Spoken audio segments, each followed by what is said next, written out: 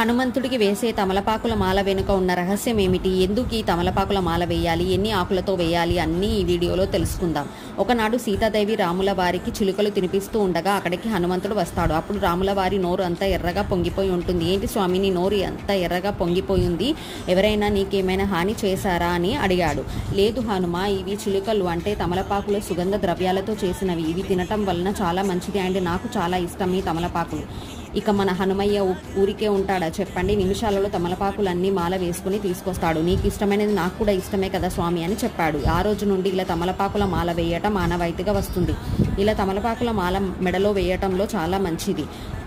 ఊరికే అలా వేయకుండా సింధూరంతో ఇలా జై శ్రీరామ్ అని రాసి వేస్తే చాలా మంచిది. ఎన్ని ఆకులు వేయాలి అంటే 5 కానీ 11 కానీ 21 కానీ 51 కానీ 108 ఇలా ఎన్ని వీలైతే అన్ని చేసుకోవచ్చు. నేనైతే 108 ఆకులతో ఇలా మాలైతే చేసుకొని స్వామివారికి వేసాను. నచ్చితే జై శ్రీరామ్ అని కామెంట్ పెట్టండి.